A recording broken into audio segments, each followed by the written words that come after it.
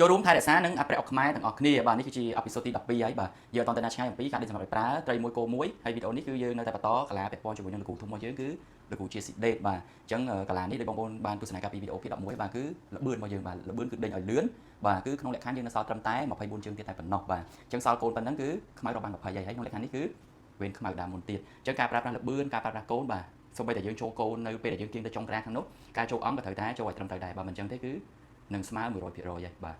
ចឹងនេះគឺជាបាទវីដេអូភាគ2ដែលយើងនឹងបន្តពាក់ព័ន្ធមួយជ្រុងខាងនេះចឹងឥឡូវយើងទៅបន្តរាប់ទាំងអស់គ្នាថាតើកាលពីវីដេអូភាគ1ក្នុងលក្ខខណ្ឌបែបណាអូខេអញ្ចឹងឥឡូវយើងកុំឲ្យខាត់ពេលយូរយើងទៅ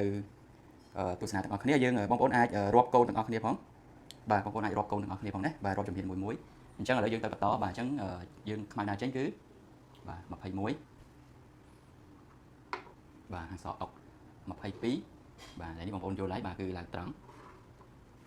23បាទអញ្ចឹងកន្លែងនេះ23បងប្អូនកុំឲ្យមានការយល់ច្រឡំណាបាទគឺមួយជ្រុងខាងនេះបាទមួយជ្រុងខាងនេះគឺខាងសអញ្ចឹងខាងសដេញទៅមុខខាងខ្មៅបាទកុំឲ្យបងប្អូនមានការយល់ច្រឡំចាឥឡូវ23ហើយបាទអញ្ចឹងយើងកាច់អង្គចូល24ចូលអង្គ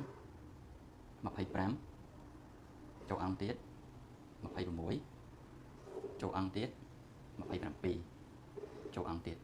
អូខេអញ្ចឹងកាលពីវីដេអូមុនគឺយើងចូលមកនេះបាទចាឥឡូវយើងនឹងចូលមកនេះម្ដងហើយវីដេអូបន្ទាប់យើងនឹងចូលទៅនេះយើងត្រូវទៅឲ្យគ្រប់លក្ខខណ្ឌទាំងអស់គ្នាណាអញ្ចឹងមកដល់ថ្ងៃនេះ27បាទអញ្ចឹងគាត់ចូលមកនេះគឺបាទជើងទី28អញ្ចឹងឥឡូវចាំមើលយើងទៅមើលលើកន្លែងលោកគ្រូដេតទាំងអស់គ្នាថាគាត់នឹងដើរវាមិនអញ្ចឹងម្ដងទៀតបាទកន្លែងនេះខ្ញុំបានដកស្រង់ចេញអំពី page របស់គ្រូដេតផ្ទាល់បាទគឺ page Chessman អញ្ចឹងបងប្អូនពេញចិត្តកន្លែងដេញមួយនេះបងប្អូនអាចចូលទៅទស្សនាវីដេអូ original របស់លោកគ្រូធំបានអូខេឥឡូវយើងទៅមើលកូនគាត់ទាំងអស់គ្នាបាទបាទអញ្ចឹងកន្លែងនេះបាទគ្រូដេតគាត់អង្គក៏អត់កាន់គោក៏អត់កាន់ដែរបាទកន្លែងនេះគឺគ្រូដេតគាត់កាច់ត្រីមួយបាទបងប្អូនមើលពីជំហានមួយទាំងអស់គ្នាណាបាទអញ្ចឹងបន្ទាប់មកខ្មៅគាត់យកជំរឹងចូលមកចេះឥឡូវក្នុងលក្ខខណ្ឌនេះចាំមើលបើសិនជាបងប្អូនកាន់ខាងសបងប្អូនគួរតែដើរអីដើម្បីចំណេញជើងបងប្អូនអាចចូលរួមខមមិនបានបាទអញ្ចឹងបើគូដេតគាត់បាទចូលអង្គមកកន្លែងទី2នេះបាទគឺបិទផ្លូវហើយមូលហេតុដែលចូលអង្គមកកន្លែងនេះបងប្អូនយើងគូដេតគាត់ប្រឡែងកន្លែងនេះចោលយើងទៅរៀនសូត្រទាំងអស់គ្នាណាដោយសារកន្លែងនេះគឺជាប់ហើយយើងថយតកោមកគឺជាប់ហើយអូខេអញ្ចឹងបានគូដេតគាត់បិទយកអង្គបិទផ្លូវសិនកន្លែងមួយនេះគឺបើសិនជាគេបិទគោយើងចូលអង្គគេបិទអង្គយើងចូលគោដោយសារដូចខ្ញុំបានចែកនៅកាលពីវីដេអូពី8ពី9អញ្ចឹងបាទអញ្ចឹងគោឲ្យត្រីយើងចែកគ្នាមួយក្រុមអង្គយើងចែកគ្នាមួយក្រុមគេញាក់ទៅណាក៏យើងអាចប្រួនកន្លែងគេបានដែរអូខេឥឡូវយើងទៅកន្លែងបន្តទៀតអញ្ចឹងខាងខ្មៅគាត់ដើរចូលមកនេះបាទបងប្អូនជួយរាប់ជើងផងដោយសារខ្ញុំត្រូវមើលវីដេអូគូដេតផងហើយនឹងខ្ញុំនឹងមើលកន្លែងយើងទៅវិភាគកន្លែងគាត់ទាំងអស់គ្នាអញ្ចឹងក៏ជាស្អីដែរខ្ញុំអាចរាប់ជើងទៅច្រឡំអញ្ចឹងណាអូខេអញ្ចឹងខាងខ្មៅគាត់ដើរមកអញ្ចឹងបាទដូចខ្ញុំបញ្ជាក់អញ្ចឹងក៏គាត់ចង់ចេញយើងកាច់តកោមួយជាប់ហើយឥឡូវបើសិនជាបងប្អូនវិញបាទបងប្អូនកាន់អីដើម្បីជាការចំណេញជើងដោយសារជើងនេះគឺចិត្តគ្រប់44ហើយបាទកន្លែងគូដេតគាត់កង់ចូលមកកាន់ទៀតអូខេបាទអញ្ចឹងមកដល់ជើងកន្លែងនេះនៅពេលខាងខ្មៅគាត់ចេញមកដល់ជើងនេះគឺ31ហើយបាទជើងទី31ណាអញ្ចឹងជើងទី31យើងនៅសល់តែបាទ13ជើងទៀតតែប៉ុណ្ណោះឥឡូវយើងសល់កន្លែងប៉ុណ្ណឹងយើងអាចស្លាប់បានអត់អញ្ចឹងដើម្បីកុំឲ្យគេចេញប្រឡោះនេះបានយើងកាច់តកោមួយមកបាទយើងកាច់តកោមួយមកអញ្ចឹងខាងខ្មៅយើងមើលគាត់ដើរទៅណាទៀតយើងទៅមើលបាទកន្លែងនេះខាងខ្មៅគាត់ចូលមកចេះគឺជើងទី32បាទជើងទី32អញ្ចឹងបើគេបិទអង្គយើងចូលគោអញ្ចឹងដើម្បីបិទជើងពីរនេះបានបាទយើងជាមួយយើងគឺឡើងគោបាទរឿងប្រួនកន្លែងគេបាទជាមួយខាងខ្មៅគាត់បិទអីបើខាងខ្មៅគាត់បិទគោយើងចូលអង្គបើគាត់បិទអង្គយើងចូលគោបាទយើងទៅមើលទាំងអស់គ្នាបាទអញ្ចឹងកន្លែងនេះគាត់ទៅត្រង់ម្ដងគាត់កាលពីវីដេអូមុនគាត់ចូលមកនេះហើយអញ្ចឹងគាត់ចូលមកនេះបាទគាត់ចូលមកនេះអញ្ចឹងគាត់មានន័យថាគាត់បិទអង្គយើងចូលគោបាទជាមួយយើងចូលគោកន្លែងមួយណាដែលចំណេញបាទបងប្អូនចូលត្រង់ឬក៏បងប្អូនចូលវាកន្លែងដែលត្រឹមត្រូវបាទយើងអត់ចូលត្រង់ទេកុំឲ្យយើងជន់ជើងមួយត្រីយើងបាទកន្លែងដែលត្រឹមត្រូវគឺយើងចូលមកឆ្វេងដៃចេះបាទបងប្អូនរៀនសូត្រពីកន្លែងគូទាំងអស់គ្នាណាអញ្ចឹងចូលគោដែរបាទយើងចូលគោប្រឆិតអូខេអញ្ចឹងយើងទៅមើលបន្តទៀតបាទកន្លែងនេះគឺគេបិទដល់ឲ្យចូលទេអញ្ចឹងគាត់ចុះក្រោមមួយទៀត34ជើង34ជើងយើងនៅសល់បាទ10ជើងទៀតទេហើយយើងចាំមើលចុងក្រោយយើងនៅស្លាប់នៅកន្លែងជើងទីម៉ានអញ្ចឹងនៅពេលដែលគេចូលអង្គបាទអញ្ចឹងយើងកាច់ត្រីបញ្ចូលបាទដោយសារយើងមិនអត់ឡើងត្រង់គឺដើម្បីទុកផ្លូវឲ្យជើងត្រីដើរណាអញ្ចឹងខាងខ្មៅមាន3ជំរើសតែទៅគាត់ដើរមកកន្លែងនេះឲ្យដើម្បីចំណេញគាត់ដើរឡើងមកកាន់ដើរមកកាន់នេះគឺបិទទាំងអង្គបិទទាំងជើងគោចាឥឡូវយើងគួរតែដើរអីដើម្បីចំណេញទាំងអស់គ្នាណាបាទអញ្ចឹងជើងនេះ35ហើយ35បាទបងប្អូនទៅមើលទាំងអស់គ្នាដើរមួយណាដែលចំណេញបាទអញ្ចឹងកន្លែងរបស់គូដេតគាត់អុកមកត្រីបាទអុកមកត្រីធ្លាក់ណាយើងប្រួនកន្លែងទាំងអស់គ្នា បាទអញ្ចឹងខាងខ្មែរក៏នៅតែអត់តន់ចូលកន្លែងជួរទី1នេះទេគាត់នៅតែបន្តជួរកន្លែងទី2នេះដដែលបាទអញ្ចឹង36បាទជើងទី36ហើយ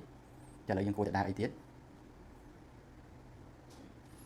បាទឥឡូវដល់ត្រឹមនេះជើងទី36បាទនៅសល់តែប្រហែលជើងទៀតទេឥឡូវបងប្អូនលេងផ្ទាល់បងប្អូនរូបរាងកូនអញ្ចឹងតែបងប្អូនគួរតែដើរអីដើម្បីចំណេញជើងបាទភាគច្រើនបាទ9លើ10គឺបងប្អូនឡើងគោហើយបាទនៅកន្លែងភាគច្រើនណាបាទខ្ញុំជា admin ខ្ញុំឡើងគោដែរតែ Coded គាត់ឡើងគោទេបាទគាត់កាន់អង្គញាក់ស្ទួនគ្នាវិញបាទគោកន្លែងនេះគឺយើងចាំតែដាក់តែមួយជើងទៀតស្រាប់បានទេបាទកន្លែងនេះគឺយើងដាក់មួយត្រីដាក់មួយគោអញ្ចឹងគោយើងលេងប៉ះពាល់ឲ្យសាបិទផ្លូវអស់ហើយយើងចាំតែញាក់ស្ទួនហើយយើងដាក់តែមួយត្រីដាក់តែមួយគោស្រាប់ហ្មងបាទអញ្ចឹងគោកន្លែងនេះគឺយើងលេងប៉ះហើយយើងយកអង្គញាក់អង្គអញ្ចឹង Coded គាត់កាន់អង្គចេះបាទកន្លែងគ្រូគឺគាត់អាចថាមើលឃើញជ្រៅជាងពួកយើងណាអញ្ចឹងបងប្អូនដឹងពីកន្លែងដែលត្រូវឈរអញ្ចឹងអង្គដែលត្រូវឈរគឺកន្លែង2 3ហ្នឹងហើយដូចតែវីដេអូមុនអញ្ចឹងដោយសារលក្ខខណ្ឌនេះគឺយើងសម្រាប់មុខគោហើយត្រីគឺត្រីចំជ្រុងស្លាប់ទៀតអញ្ចឹងអង្គយើងដែលត្រឹមត្រូវគឺឈរកន្លែង2 3ដល់មកយើងអុកមួយត្រីអុកមួយគោស្លាប់ហើយតាមរូបមន្តយើងទៅដែរណាអញ្ចឹងខាងខ្មែរមានតែ2ជម្រើសទេមកចុងក្តារកន្លែងនេះគឺលក្ខខណ្ឌពិសេសបងប្អូនណាបាទគឺមកចុងក្តារហើយនឹងមកកន្លែងទី2នេះបាទអញ្ចឹងបើបងប្អូននៅពេលដែលលោកគ្រូគាត់ញាក់មួយអញ្ចឹងបាទកន្លែងបងលោកគ្រូគាត់ញាក់មួយអញ្ចឹងបងប្អូនត្រូវមើលថាបើសិនលក្ខខណ្ឌដែលគេចូលត្រង់បាទយើងចូលត្រង់ដែរណាបើគេឡើងយើងឡើងដែរបើគាត់ខាងខ្មែរគេស្ទួនយើងណាឥឡូវក្នុងលក្ខខណ្ឌបើគេឡើងមកត្រង់ចេះគេឡើងមកត្រង់អញ្ចឹងយើងឡើងមកត្រង់ដែរមុនទៅមើលកន្លែងទាំងអស់គ្នាណាក្នុងលក្ខខណ្ឌបើគេ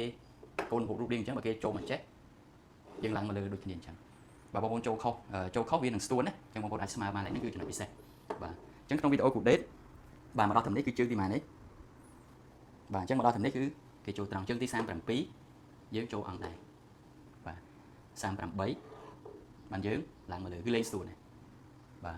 39យើងចូលរូបមន្តយើងមកត្រីមកគោ61បាទអញ្ចឹងយើងមកគោមកខាងនេះក៏បានមកគោខាងនេះក៏បានដែរបាទមកគោខាងនេះក៏ស្លាប់មកគោខាងនេះក៏ស្លាប់ដែរបាទអញ្ចឹងសរុបមកជើងដែលយើងត្រូវស្លាប់បាទអញ្ចឹងយើងតែ40ជើងទេយើងដេញពីខាងនេះមកតាំងពីដើមមករាប់ជើងទី21បាទយើងរាប់ជើងទី40គឺយើងអាចស្លាប់ហើយបាទហើយចំណុចសំខាន់ដូចខ្ញុំនិយាយបញ្ជាក់បងប្អូនអញ្ចឹងបាទចំណុចសំខាន់គឺត្រង់កន្លែងនេះបាទកន្លែងនេះនៅពេលដែលគេចូលបាទយើងកន្លែងគូគឺគាត់អត់ចូលអង្គទេបាទបងប្អូនចំណាំរូបមន្តនឹងទាំងអស់គ្នាណាចំណាំកន្លែងរបស់គ្នាគឺគេអត់ចូលគោទេបើយើងចូលគោហើយបាទអញ្ចឹង Coded គាត់ញាក់កន្លែងនេះហើយយើងត្រូវរៀនសូត្រណាហើយបន្តមកទៀតបាទយើងមើលពីដល់កន្លែងហ្នឹងយើងដូចខ្ញុំបញ្ជាក់អញ្ចឹងបើគេឡើងមកកន្លែងនេះបើគេឡើងមកត្រង់យើងឡើងមកត្រង់ដែរបើគេឡើងលើយើងឡើងលើដែរបាទបងប្អូនអាចចាំពីរូបមន្តហ្នឹងទៅអូខេអញ្ចឹងសម្រាប់វីដេអូរបស់កន្លែង Coded យើងនៅមានមួយភាគទៀតនៅពេលដែលលក្ខខណ្ឌគេមកដើមមកផ្លូវនេះអញ្ចឹងវាមានការស្លាប់មានការញាក់ស្ទួនច្រើនវីដេអូសម្រាប់ Coded ភាគទី12បាទវីដេអូបន្ទាប់អាចនឹងជ្រៅជាងនេះហើយយើងនឹងទៅសិក្សារៀនសូត្រទាំងអស់គ្នាបាទអញ្ចឹងសម្រាប់វីដេអូមួយនេះបាទវីដេអូអេពីសូតទី12លក្ខខណ្ឌដែលយើងសម្រាប់ប្រើត្រីមួយគោមួយគឺយើងមានប៉ុណ្ណឹងបងប្អូនអាចមើលយឺតទាំងអស់គ្នាអត់តន់ឡើយណាបងប្អូនអាចខមមិនប្រាប់អាចខមមិនសួរបានបាទរៀបច្បងបើក្នុងចន្លោះខុសខាតឡើយណាតែខ្ញុំដកសំវិញចេញពីលោកគ្រូធំក៏សូមចន្លោះខុសខាតបងប្អូនសូមខន្តីអភ័យទោសផងបាទហើយអ្វីដែលចុងក្រោយយើងអរគុណដល់ម្ចាស់ sponsor របស់យើងបាទខ្មែរយើងឥឡូវមានបានទទួលពីទឹកយិនសិនម៉ាក់អ៊ីដែលជាផលិតផលមកពីប្រទេសកូរ៉េបាទផលិតនៅរោងចក្រនៅកូរ៉េផ្ទាល់ដោយ ingredient មានពីទឹកយិនសិនពីទឹកឃ្មុំសុទ្ធបាទញ៉ាំដោយសុវត្ថិភាពគឺបាន check ចូល labo ឲ្យត្រឹមត្រូវមាន certificate ទាំងនៅកូរ៉េទាំងនៅប្រទេសកម្ពុជាបាទថាឲ្យមានរហូតដល់12មុខបាទអញ្ចឹងតម្លៃមកអប់ធំដែលបងប្អូនឃើញហ្នឹងគឺតម្លៃ39 free ដឹកអញ្ចឹងមកអប់ញ៉ាំបានមួយខែមកអប់ធំមាន40កញ្ចប់តូចនេះពេលវេលាដែលញ៉ាំល្អគឺញ៉ាំនៅពេលដែលយើងរៀបចូលគេងបាទជំនួយយើងការគេងនិងពេលយើងងើបមកវិញអត់សូវអស់កម្លាំងទេយើងងើបមកវិញគឺមានកម្លាំងធម្មតាមូលហេតុដែលខ្ញុំដឹងគឺខ្ញុំញ៉ាំមួយរយៈក្រោយនេះគឺខ្ញុំញ៉ាំផ្ទាល់ដែរអូខេចឹងអរគុណដល់បងប្អូនទាំងគ្នាទាំងការ comment ចូលរួមវីដេអូអុកទាំងការ comment ក្នុងការទិញផលិតផលទឹក Insen MyE ពីខ្ញុំបាទហើយអ្វីដែលសំខាន់គឺបានជួយ share ទៀតបានជួយចែករំលែកវីដេអូខ្មែររបស់យើងទៀតចឹងក្នុងគោលដៅគោលបំណងគឺដើម្បីចូលរួមថែរក្សានិងអភិរក្សខ្មែរទាំងអស់គ្នាចឹងជាចុងក្រោយក៏សូមអរគុណដល់បងប្អូនទាំងគ្នាសម្រាប់ការចំណាយពេលទស្សនាវីដេអូមួយនេះក៏សូមជូនពរឲ្យលោកស្រីជួបតែសេចក្តីសុខនិងសុភមង្គល